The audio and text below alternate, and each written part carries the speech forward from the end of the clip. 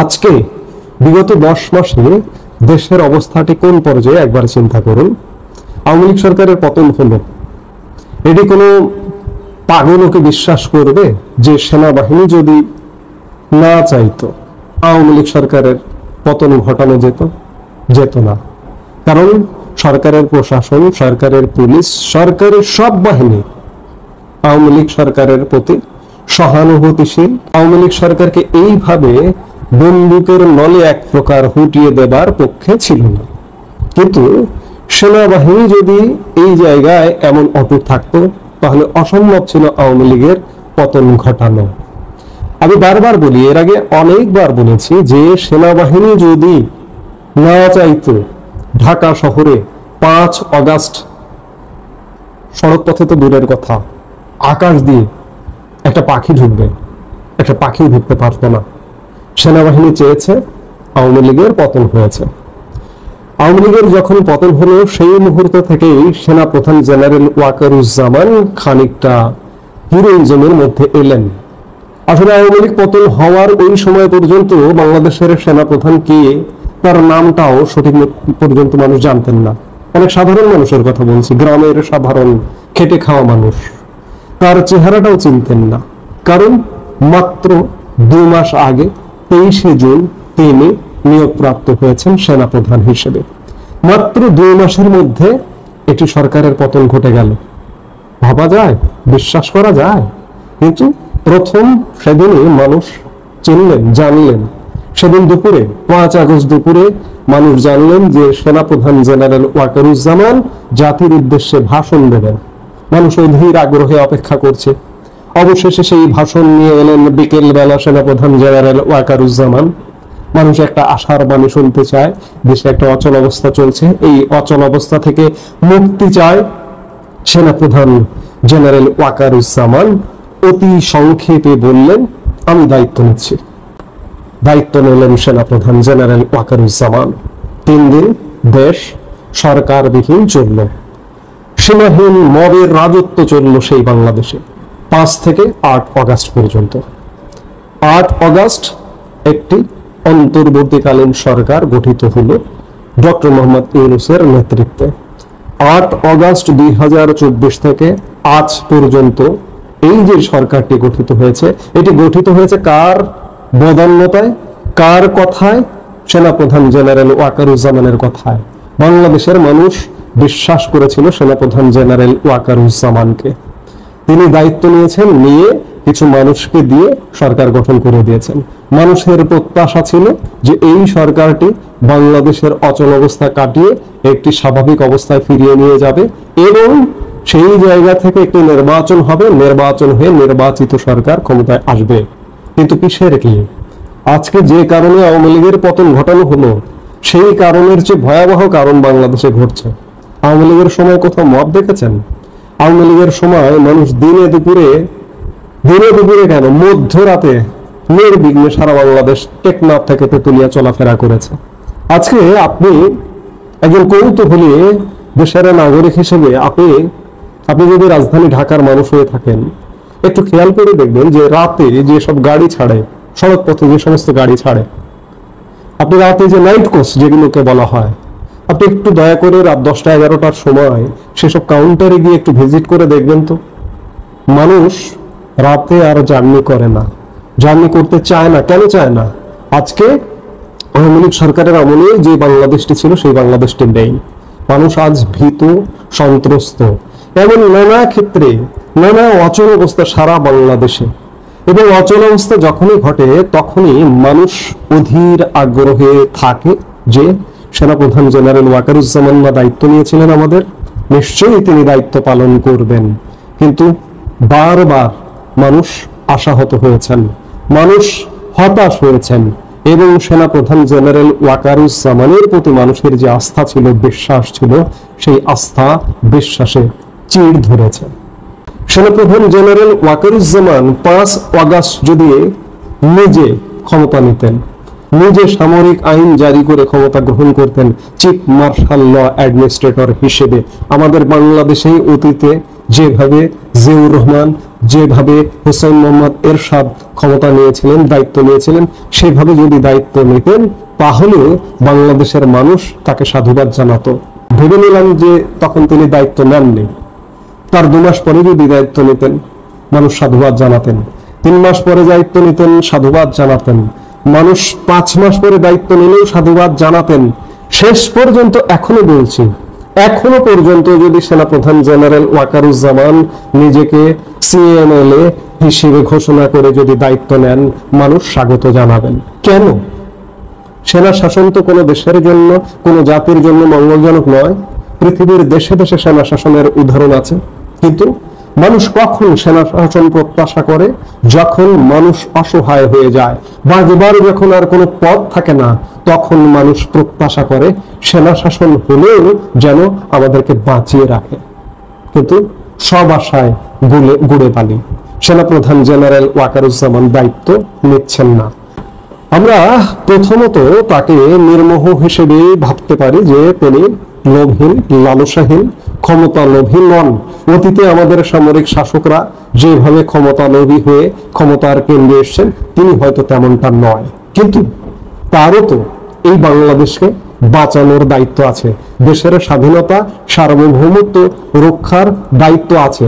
আজকে যদি বাংলাদেশে একটি দুর্বল শাসন কাঠামো জেঁকে বসে, তাহলে কি হতে পারে? আমাদের স্বাধীনতা সার্বভৌমত্ব কিন্তু বিপন্ন হতে পারে। আজকে সেনাপ্রধান জেনারেল ওয়াকারুজ্জামানের, আজও বলছি, আজ বাংলাদেশের বেশিরভাগ মানুষ আপনাকে সমালোচনা করছে, আজ আপনার প্রতি মানুষের আস্থা হারিয়ে গেছে। কিন্তু তারপরে আজও যদি আপনি নিজে দায়িত্ব নিন, অথবা এই যে দুঃশাসন চলছে ডক্টর ইউনূসের নেতৃত্বে, এই দুঃশাসনের অবসান ঘটানোর জন্য যদি প্রয়োজনীয় পদক্ষেপ নেন, আজও মানুষ আপনাকে সাধুবাদ জানাবে। কিন্তু কোন রকমের পদক্ষেপ মানুষ দেখছে না, যার কারণে আপনার কথায়, আপনার কাজে মানুষ আর আজকে আগ্রহ বোধ করে না। দেখুন, আপনাকেও তো এই পৃথিবীতে বেঁচে থাকতে হবে।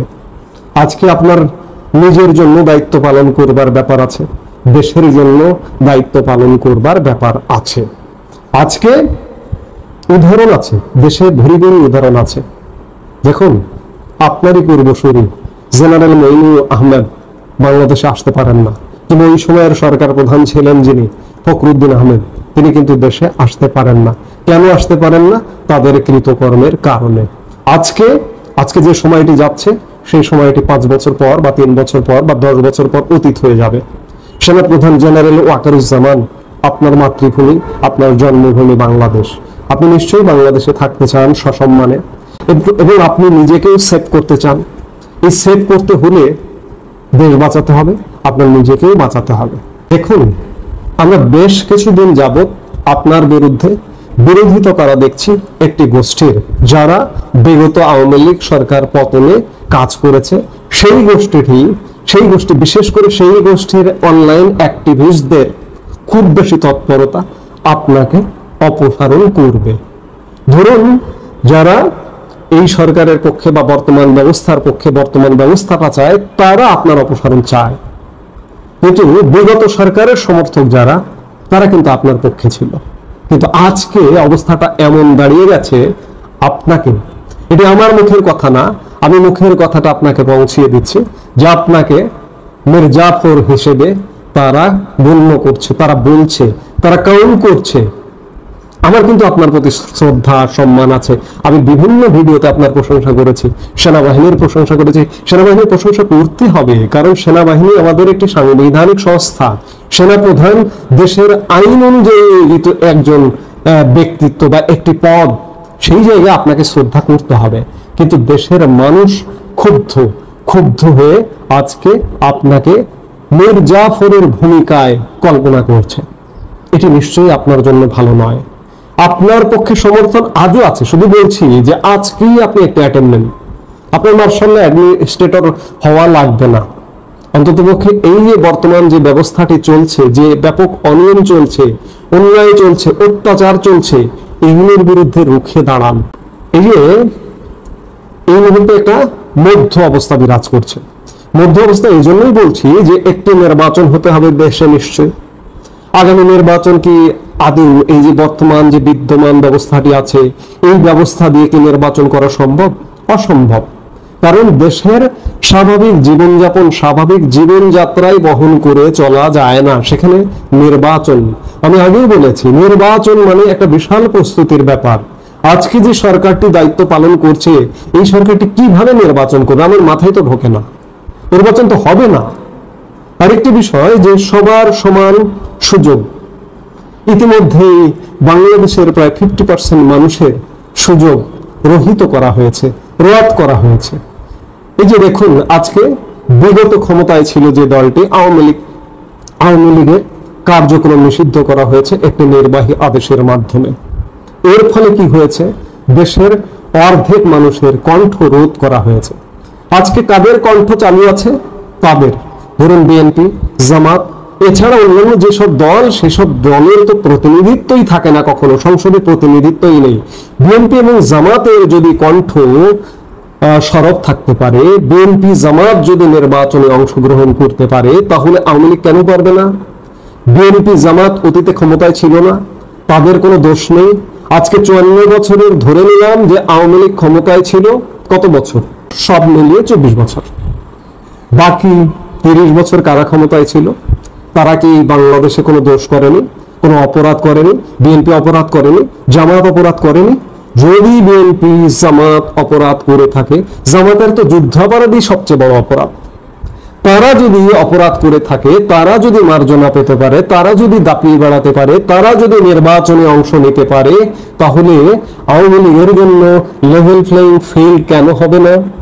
আওয়ামী লীগের নির্বাচনে অংশগ্রহণের এবং আওয়ামী লীগের রাজনৈতিক কার্যক্রম পরিচালনা করা, আওয়ামী লীগ দল হিসেবে স্বাভাবিক পরিবেশে ঘোরাফেরা করা, স্বাভাবিক জীবনযাপন করা আওয়ামী লীগ নেতাকর্মীদের কেন হবে না? এর দায়ও জেনারেল ওয়াকারুজ্জামান আপনারই নিতে হবে, অন্য কিচ্ছু নয়। এই মুহূর্তে যেটি প্রয়োজন সেটি হচ্ছে দেশের আইন শৃঙ্খলা স্বাভাবিক রাখা, মব বন্ধ করা এবং দেশের রাজনৈতিক পরিবেশটা স্বাভাবিক রাখা। সব দল যেন সমান সুযোগ পায়। যেমন একটি নির্বাহী আদেশের মাধ্যমে আওয়ামী লীগের কার্যক্রম নিষিদ্ধ করা হয়েছে, এটি উইথড্র করা একান্ত জরুরি। নইলে আওয়ামী লীগকে বাদ দিয়ে আগামীর বাংলাদেশে যদি নির্বাচনের দিকে যান কিংবা নির্বাচন করেন, সেই নির্বাচনটি আসলে সারা পৃথিবীতে গ্রহণযোগ্য হবে না, বাংলাদেশের প্রতি সারা পৃথিবী আস্থাশীল হবে না। সেই জায়গা থেকে এই জায়গাগুলোতে জেনারেল ওয়াকারুজ্জামান আপনার কাজ করবার যথেষ্ট সময় আছে। নিজেকে সেভ করুন, বাংলাদেশকে সেভ করুন। আজকে যারা ষড়যন্ত্র করে যে আপনাকে সরিয়ে দেবে, তারা সরিয়ে দিতে সফল হবে। কারণ সর্বস্তরে আজকে আওয়ামী লীগ বিরোধী গোষ্ঠী, আওয়ামী লীগ পক্ষের গোষ্ঠী সবাই সেনাপ্রধান জেনারেল ওয়াকারুজ্জামান আপনার বিরুদ্ধে ফুঁসছে। আপনার বিরুদ্ধে ফুঁসে ওঠা বা আপনার প্রতি রাগ, আপনার প্রতি ক্ষোভ প্রকাশ করা আপনার কিচ্ছু যায় আসে না, কারণ আপনি একটি আইনের অধীনে 3 বছরের জন্য নিয়োগপ্রাপ্ত একটি পদধারী। কাজেই আপনি নির্বাচনে করবেন না, কিন্তু একটা স্বাভাবিক, একটা মানবিক একটা বোধ বলে তো কিছু আছে। আজকে ষড়যন্ত্র হচ্ছে আপনাকে সরিয়ে দেওয়ার এবং আজকে ষড়যন্ত্র হচ্ছে দেশকে নানাভাবে ধ্বংস করবার। এই আপনাকে নিজেকে সেভ করা এবং দেশকে বাঁচানোটা এই মুহূর্তে আপনার দায়িত্ব। আজকে আপনি যে মুহূর্তে ইউটার্ন করবেন, সেই মুহূর্তে দেশের মানুষ যে পরিমাণ ক্ষুব্ধ হচ্ছে, সেই পরিমাণ আপনার প্রতি আবার খুশি হয়ে উঠবে। কাজেই আমি আগাগোড়াই আপনার প্রতি শ্রদ্ধা সম্মান রেখে বলেছি, আবারও বলছি যে সময় কিন্তু ফুরিয়ে যায়নি, এখনো সময় আছে, এখনো এই দেশকে আপনি বাঁচাতে পারেন। এছাড়া বাঁচার আর কোনো পথ আমি দেখছি না। আগে আমি একাধিকবার বলেছি, আবারও বলছি, বারবার বলছি যে সেনাবাহিনী, সেনাপ্রধান জেনারেল ওয়াকারুজ্জামানই দেশকে বাঁচাতে পারে, এই মব রাজ্য থেকে দেশকে একটা স্বাভাবিক বাংলাদেশে নিয়ে যেতে। কাজেই আমরা আশা করব সেনাপ্রধান জেনারেল ওয়াকারুজ্জামান, আমরা শেষ আশাটা জাগিয়ে রাখতে চাই, জেনারেল ওয়াকারুজ্জামান অন্ততপক্ষে বাংলাদেশের পাশে দাঁড়াবেন এবং তিনি তার নিজেরও পাশে দাঁড়াবেন, নিজেরও সুরক্ষা দেবেন। প্রিয় দর্শক, সাজ্জাদ কাদিরের প্রীতি এবং শুভেচ্ছা নিন। এই মুহূর্তে আপনাদের সামনে কথা বলবো, ফেব্রুয়ারিতে নির্বাচন হবে কিনা বিদেশ থেকে প্রশ্ন করে। এই প্রসঙ্গটা নিয়ে কথা বলবো। এই যে শিরোনামটির কথা বললাম, এই শিরোনামটি আগামী ফেব্রুয়ারিতে জাতীয় নির্বাচন হবে কিনা বিদেশ থেকে সে প্রশ্ন করা হয় বলে জানালেন অর্থ মন্ত্রণালয়ের উপদেষ্টা সালেউদ্দিন আহমেদ। আজ বুধবার দুপুরে সচিবালয়ে সরকারি ক্রয় সংক্রান্ত উপদেষ্টা কমিটির বৈঠক শেষে সাংবাদিকদের এক প্রশ্নের জবাবে একথা বলেন তিনি। বিদেশ তো প্রশ্ন করবেই, বিদেশ তো সন্দেহান হবেই। আমরা বাংলাদেশের জনগণ, বাংলাদেশের নাগরিকরাই সন্দেহান যে আগামী ফেব্রুয়ারিতে আসলে নির্বাচন হবে কি না। আমি যদি সময়ের হিসেব করি, আর মাত্র 8 মাস বাকি আছে। 8 মাস থাকুক না কেন, নির্বাচন আসলে 3 মাসেও করা সম্ভব। আমাদের অতীতে যে আমাদের সংবিধানে যে তত্ত্বাবধায়ক সরকার ব্যবস্থা একটি ছিল, একটি সরকার, রাজনৈতিক দলের একটি সরকার 5 বছর মেয়াদ পূর্ণ করে তত্ত্বাবধায়ক সরকারের হাতে 90 দিনের জন্য ক্ষমতা হস্তান্তর করত। সেখানে সেই 90 দিনের মধ্যে সেই তত্ত্বাবধায়ক সরকার নির্বাচন করে দিয়ে যেত। অতীতে তেমনটা হয়েছে। আপনি যদি 96 সালের নির্বাচনের কথা বলেন, 2001-এর নির্বাচনের কথা বলেন, এমনকি 90 দশকে 1990 সালে এরশাদ সরকার পতনের পরে সেই নির্বাচনটিও কিন্তু 90 দিনের মধ্যে হয়েছিল। সেই যে অস্থায়ী সরকারটি ছিল বিচারপতি শাহাবুদ্দিনের, সেই সরকারটিরও কোনো রূপরেখা সংবিধানে ছিল না, কিন্তু সেটিও একটি অন্তর্বর্তী বা ইন্টারিম গভর্নমেন্ট ছিল এবং সেটি স্বল্পতম সময়ের মধ্যে নির্বাচন করে সুষ্ঠুভাবে বিদায় নিয়েছিল এবং সসম্মানে বিদায় নিয়েছিল। সেই সরকারের প্রধান বিচারপতি শাহাবুদ্দিন এবং তার করা নির্বাচনে ক্ষমতায় এসেছিল কিন্তু বিএনপি 1991 সালের নির্বাচনে। সেই বিএনপি ক্ষমতায় আসার পরে 96 সালে আওয়ামী লীগ যখন ক্ষমতায় আসে নির্বাচিত হয়ে, তখন সেই নির্বাচন করা 90-এর অভ্যুত্থানের পরে যে নির্বাচনটি হয়েছিল, সেই নির্বাচনের যে আয়োজক, প্রধান যিনি ব্যক্তিত্ব, বিচারপতি শাহাবুদ্দিনকে 96-এর নির্বাচনে নির্বাচিত হয়ে আওয়ামী লীগ দেশের রাষ্ট্রপতি পর্যন্ত বানিয়েছিল। অর্থাৎ সম্মানের সাথে সেই নির্বাচনটি, সুষ্ঠুতার সাথে সেই নির্বাচনটি হয়েছিল। আমি যদি বলছি যে 3 মাসে নির্বাচন করা সম্ভব, সেখানে তো 8 মাস সময় আছে। কিন্তু আজকে বাংলাদেশের অবস্থাটি এমন, এই অবস্থা তো কখনো হয়নি। সবচেয়ে বড় কথা, নির্বাচন করতে হলে সামাজিক শৃঙ্খলার প্রয়োজন হয়, আইন শৃঙ্খলা স্বাভাবিক রাখবার প্রয়োজন হয়। আজকে 1 বছর হয়ে গেছে এই অন্তর্বর্তীকালীন সরকারটির দায়িত্ব নিয়েছে। 1 বছর হবার পরেও দেশের আইন শৃঙ্খলা স্বাভাবিক নয়, মানুষের জীবনযাত্রা স্বাভাবিক নয়, মানুষ স্বস্তির সাথে জীবনযাপন করতে পারছে না। কিন্তু নির্বাচনী পরিবেশ হলে নির্বাচনী সহিংসতা থাকে, নানান ঘটনা ঘটে। আজকে স্বাভাবিক জীবন বিঘ্নিত হচ্ছে, সাথে যদি নির্বাচনের ডামাডোল যুক্ত হয়, তাহলে কি অবস্থা হতে পারে? আজকে বাংলাদেশের অবস্থাটি দেখে এই মুহূর্তে কোনোভাবেই মনে হচ্ছে না, আমরা বাংলাদেশের নাগরিক কোনোভাবেই মনে করছি না যে আগামী ফেব্রুয়ারিতে আসলে নির্বাচন হবে বা বর্তমান সরকারটি নির্বাচন দেবে। এই লক্ষণ কোনোভাবে পরিলক্ষিত হচ্ছে না। বিদেশিরা তো প্রশ্ন করবে খুব স্বাভাবিকভাবেই, কারণ এই সরকারের বডি ল্যাঙ্গুয়েজে বা বিভিন্ন কথায় কর্মে মনে হচ্ছে যেন এই সরকারটি একটা দীর্ঘস্থায়ী বন্দোবস্ত নিয়ে এসছে। দীর্ঘস্থায়ী বন্দোবস্ত নিয়ে এলে যেসব কর্মকাণ্ড করা হয়, এই সরকারটি সেই কাজগুলি করছে বা করতে চাইছে আগ বাড়িয়ে। সাধারণত ইন্টারিম গভর্নমেন্ট কি করে, বা অন্তর্বর্তীকালীন সরকার বা তত্ত্বাবধায়ক সরকার কি করে, সাময়িক সময়ের জন্য এবং নীতি নির্ধারণী কোনো কাজ করে না, রুটিন ওয়ার্ক করে। মূল গোল থাকে, মূল লক্ষ্য থাকে নির্বাচনকে কেন্দ্র করে, তাদের সমস্ত কাজ আবর্তিত হয় নির্বাচনকে কেন্দ্র করে। কিন্তু বর্তমান সরকার এত কাজে হাত দিয়েছে, আজ পর্যন্ত 10 মাসে কোনো কাজে সাফল্য আসেনি। এর মধ্যে সংস্কার, এর মধ্যে বিচার, এর মধ্যে নির্বাচন। সরকার 3টি লক্ষ্যের কথা বলেছে। আমি যে 3টি লক্ষ্যের কথা বললাম, সংস্কার, বিচার, নির্বাচন, 3টির একটিতেও কোনো ধরনের কোনো অগ্রগতি নেই। আরো দেখুন, অনেক নীতি নির্ধারণী সিদ্ধান্ত সরকার নিচ্ছে। চট্টগ্রাম বন্দর আমি কাকে লিজ দেব, সেটি নির্ধারণ করবে রাজনৈতিক সরকার। কিংবা আমি কোনো অন্য দেশের সাথে কোনো সম্পর্কে জড়াবো কিনা। আমি বিশেষ করে বলতে চাইছি যে এই যে মিয়ানমার সংক্রান্ত, মিয়ানমারের রাখাইন রাজ্যে করিডোর সংক্রান্ত সিদ্ধান্ত, এই সিদ্ধান্ত নেবার এখতিয়ার তো অন্তর্বর্তীকালীন সরকারের নেই। এই যে এই কর্মকাণ্ডগুলো বলে দিচ্ছে যে এই সরকার দীর্ঘস্থায়ী একটা বন্দোবস্তের জন্য মুখিয়ে আছে এবং দীর্ঘস্থায়ীভাবে থাকতে চাইছে, কিন্তু আলটিমেটলি শেষ বিচারে যে থাকতে পারবে না, এটি দেশে যেমন এই ধারণাটা বদ্ধমূল হচ্ছে যে সরকার যে কোনো মুহূর্তে বালির বাঁধের মতো ভেঙে যেতে পারে। এই বালির বাঁধের মতো ভেঙে যাবার শঙ্কা থেকে দেশের উন্নয়ন, অগ্রগতি, বিনিয়োগ, ব্যবসা বাণিজ্য এক প্রকার স্থবির অবস্থায় আছে। আজকে অর্থ উপদেষ্টা ডক্টর সালেহুদ্দিন আহমেদ বলছেন যে বিদেশিরা প্রশ্ন করে যে ফেব্রুয়ারিতে নির্বাচন হবে কিনা। কেন প্রশ্ন করে? বিদেশিরা বাংলাদেশ নিয়ে, ব্যবসা বাণিজ্য, বিনিয়োগ নিয়ে যে আগ্রহ দেখাবে, সেই আগ্রহের জায়গাটি আসলে নেই।